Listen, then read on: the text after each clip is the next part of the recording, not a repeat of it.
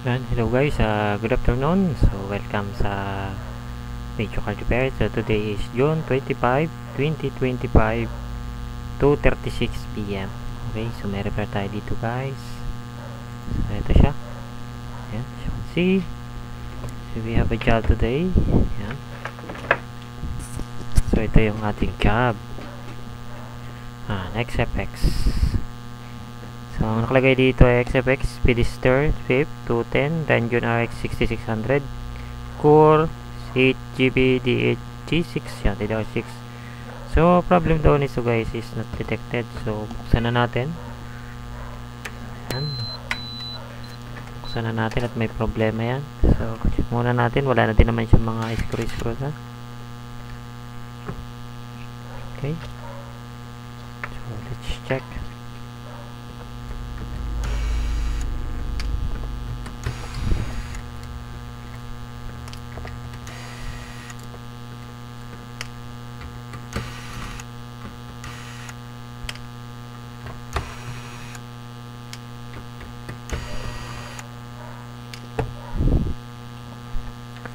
Okay, natanggal na siya. Nagalaw na pala siya guys. So no display, not detected.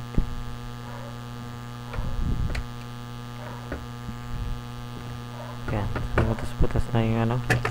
Ay, apa yan? Nagtalbog na ang mga screw. So tanggalin natin to. So iwanan natin siyempre yung ano. Sekreto lang naman dyan guys eh. Naano lang ito ng kaunti. Kaya para matanggal.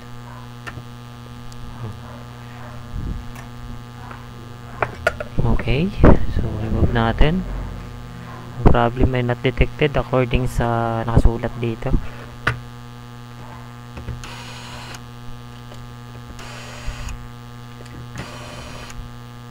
So yung thermal pad size nito is ano,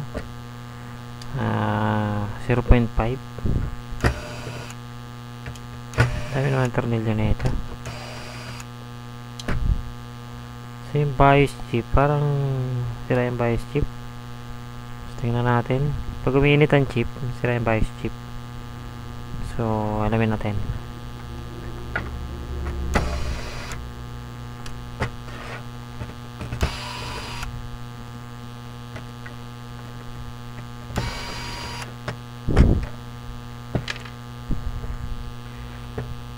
Ayan, tornilyo.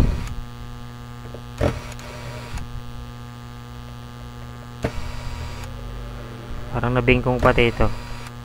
Iba yung forma ng ano eh. Tornilyo. So, check natin. May warranty sticker pa. Okay. So, tanggalin na po natin itong thermal pad kasi not useful naman na ito. Sira na eh. Sira na yung thermal pad.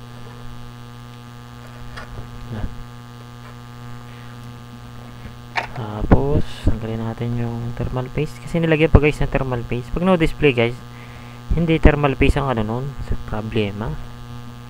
Huwag nyo nalalagyan ng thermal paste. Yan guys, hindi nilalagyan ng thermal paste kung walang display. Ibig sabihin po, pag walang display, huwag nyo nang galawin. Kung madumi siya, kailangan masusing cleaning process.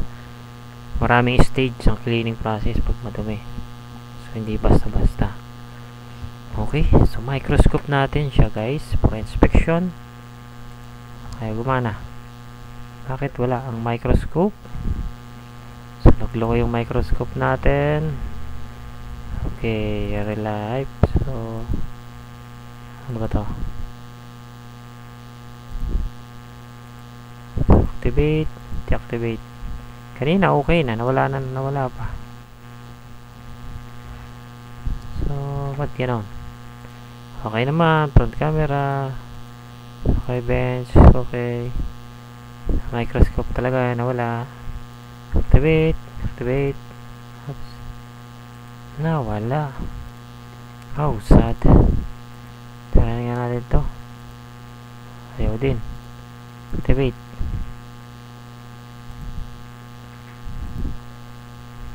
to.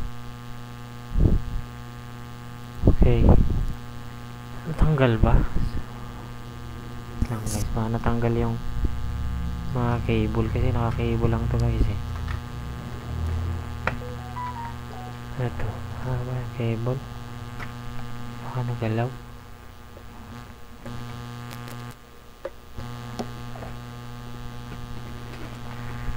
Ang ating cabling ay nagalaw. Okay, so ayos naman. Okay. Bakit? Okay, yun. So, gumana na. Nagalaw nga yung mga cable. So, yun. So, inspection. Yan. So, may mga dumi siya. May mga dust. So, may nakasalang tayo dun ultrasonic 3080. So, anong problem niya? Bakit siya no display guys? Sabi, not detected.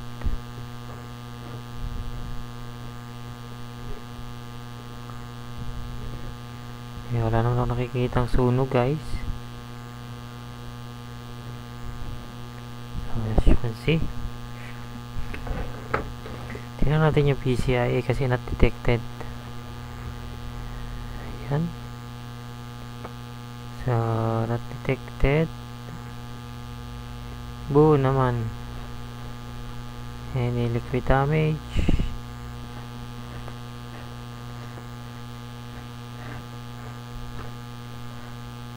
So, madumi guys.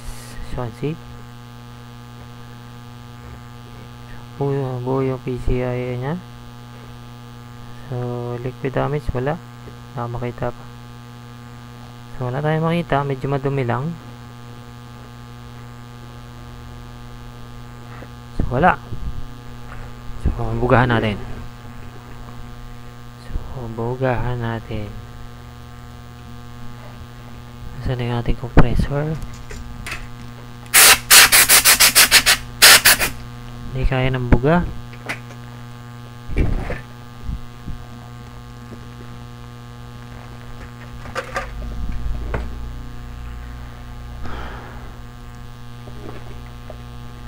Hindi kaya ng buga. Gamitin natin yung toothbrush. So, baka BIOS yung sira. Tabi nga yung BIOS eh. Susubukan natin siyang i-short mamaya yung BIOS.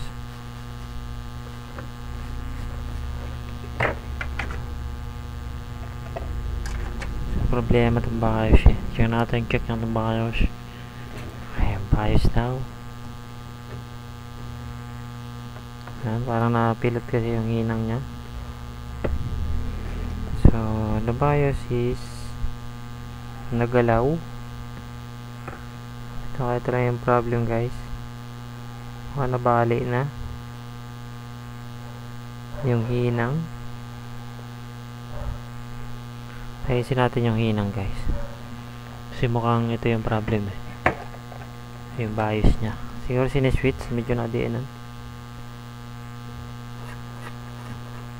Gumagalaw na kasi siya guys. Yung BIOS. Yung hinang. Limit yung hinang eh. Kasi may mga ilan na ako nare-repair. Ang hilig kasi nila mag-switch kahit ano. Nung pag-switch kayo ng BIOS, kailangan ay patay ang computer para hindi siya masyado problema.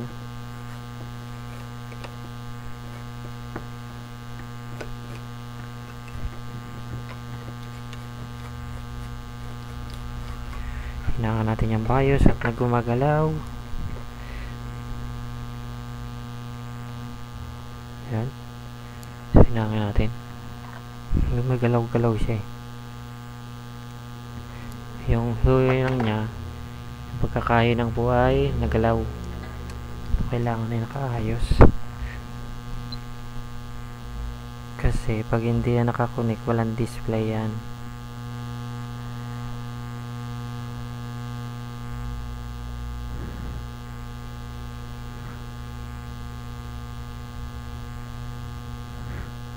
Okay. Okay. Nahilang nga natin. So, wala naman ako nakitang ibang problem dito. So, sana history natin. Sabihin ko na lang guys hindi kita yung ating mga aparato. So this is okay, 0.800. so fix yun, 0.800 goods, 0.800 goods yung ating 5 volts. I think 5 volts no goods, 0.400 diode mode ako guys. 12 volts yata yun. Ito yung 12 volts, 0.500, 3.3,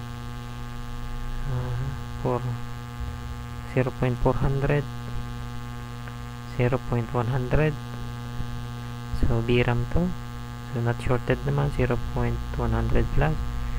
External power supply 0.400, 0.9 yata to voltage, 0.0800. ito ay 0.100. so VRAM siguro. Okay, 5 volts, 0.800 tasa, 0.800. Why? Talaga taas na reading. Okay, so konting inspection pa kasi dito minsan may nag-o-open dito tapos na yung aking washing, tumunog na ang so dito minsan itong 2R2 na to bibigay ito sa gantong modelo kasi napansin ko yung 2R2 nito malimit bumibigay sa gantong model lang guys sa iba hindi naman, napansin ko lang yan. Tapos yung dito sa baba ito na siya bumibigay tayo na pumuputok itong mga na to 3.3 to yan, kabisado ko na guys kasi lagi pag nire-repair ko guys yun yung experience ko bumibigay siya yung mga yan. Okay, kaya lagi ko silang tinitingnan. Okay, tapos na yung ating washing. Naku, kailangan kong pandawin ang ating washing. Okay, so load natin to.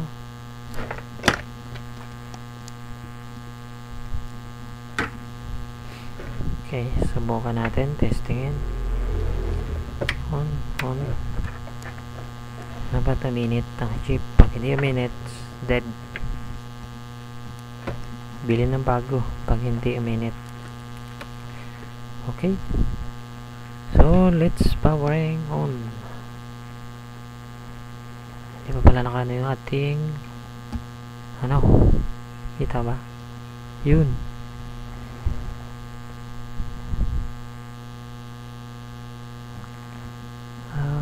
Kita ba siya?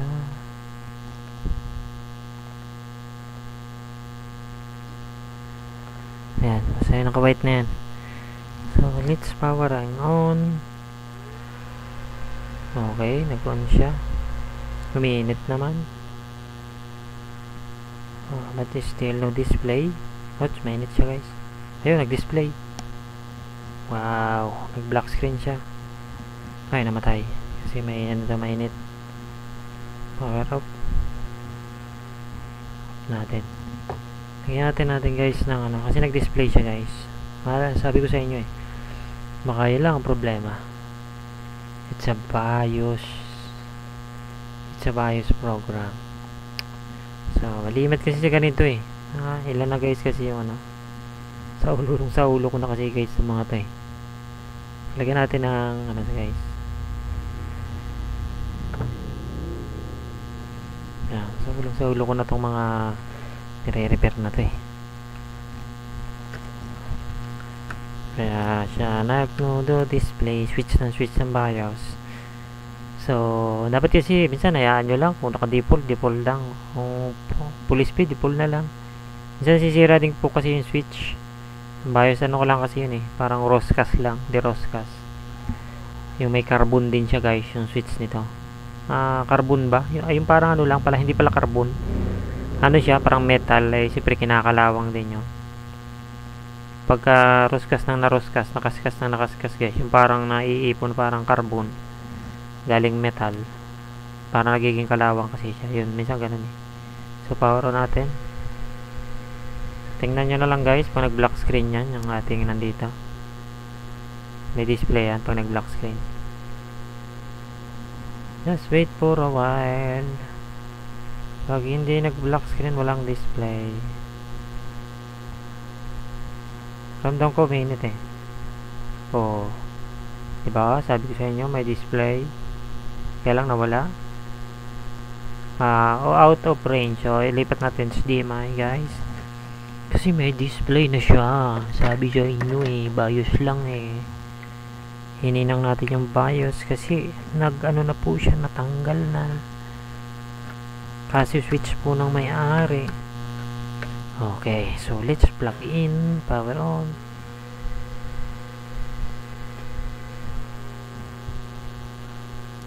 Diin ko lang kasi parang naangat siya guys.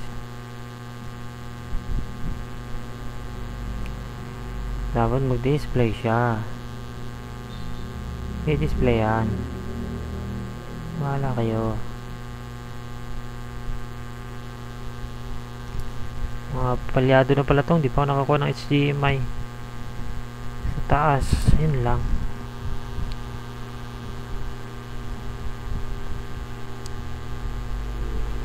Ayan guys, medyo may problema yung aking HDMI, pero may display na siya guys eh.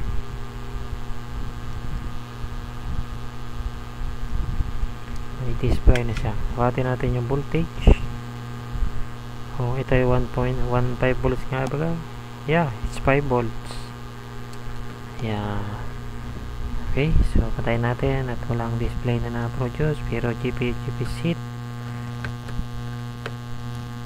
Wala na kasi ako HDMI, nasa ka HDMI ko na isa. Wait lang guys, hanap tayo ng HDMI.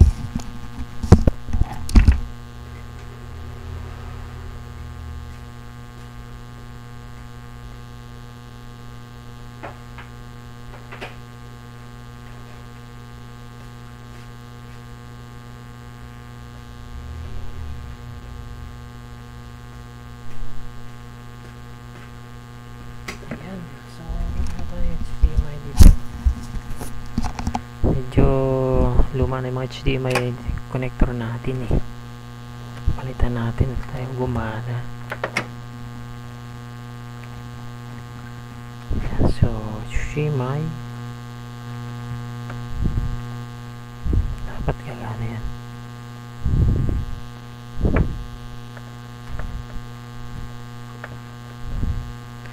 Let's power on. Power on.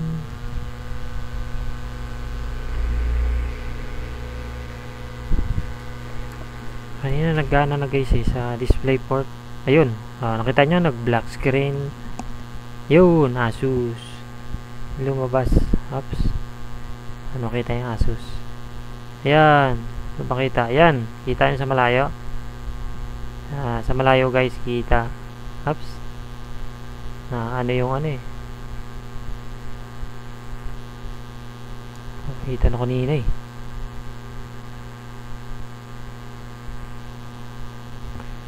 Bakit ba hindi nakikita yon?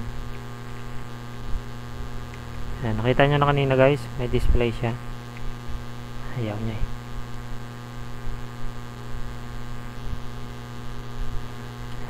Iangat pa natin.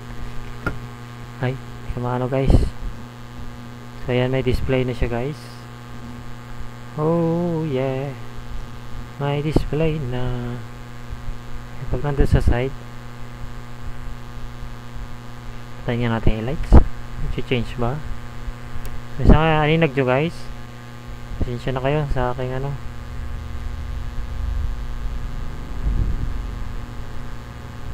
Yun. May display siya guys. Diba? Ito. Yan o. Yun. O. Kita nyo, may display. Okay, so patayin natin guys, makikita nyo yung display na yan, mamamatay yan. Power up. namatay siya, di ba? Pasensya na kayo sa aking camera. Ayan talaga buhay. Pag mahirap lang, walang pambili. Yan. Okay. Super washing na lang ito guys. Itong ating repair na to. Washing naman siya. Yan. Okay. So ayan guys. So success agad yung ating repair. Very simple. Easy fix. Okay. So may mga dumi rin kasi siya guys. Yung sa likuran. Mapansin nyo naman kanina. Dito madumi. Yan. Tapos yung mga MOSFET.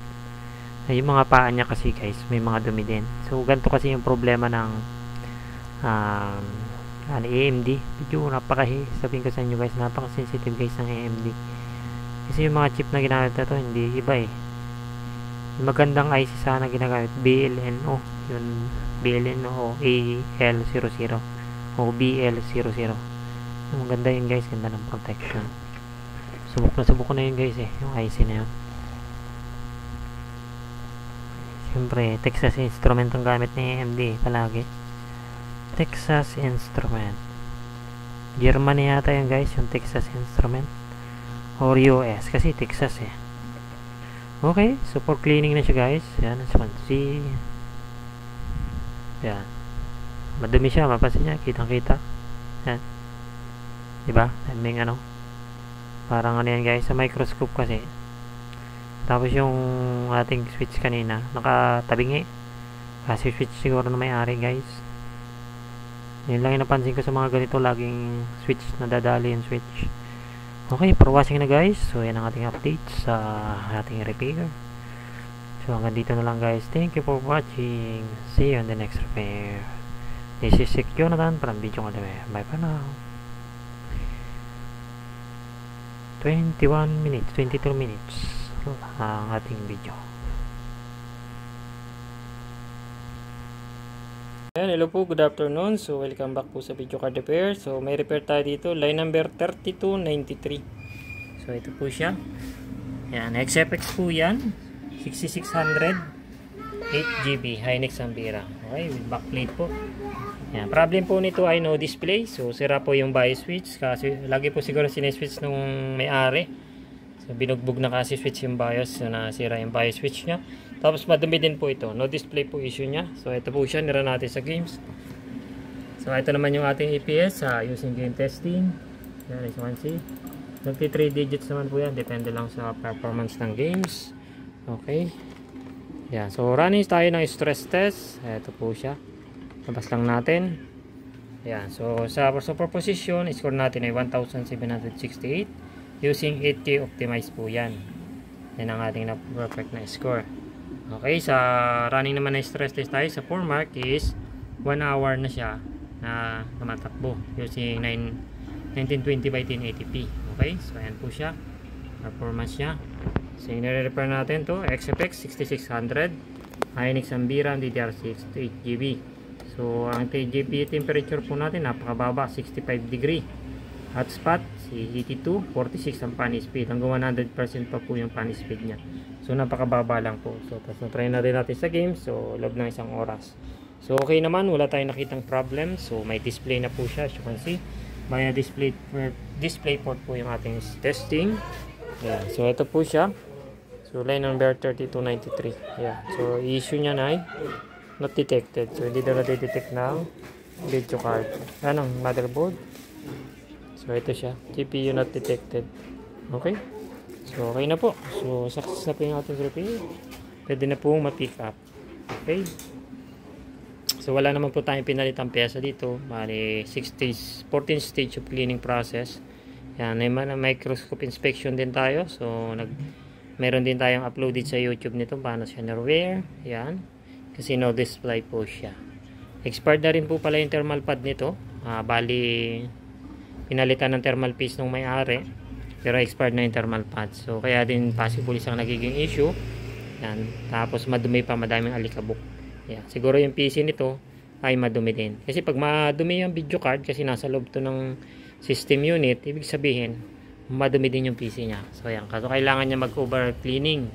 So sana cleaning na may-ari yung kanyang PC para hindi siya masira kasi ito ang pinakamainit sa part ng computer, yung video card, kasi siya nagpa-process at nagre-rendering ng graphics high resolution. Okay, so yan po ating update para sa line number 3293 from no display. Okay, so thank you for watching. See you in the next repair. Bye for now.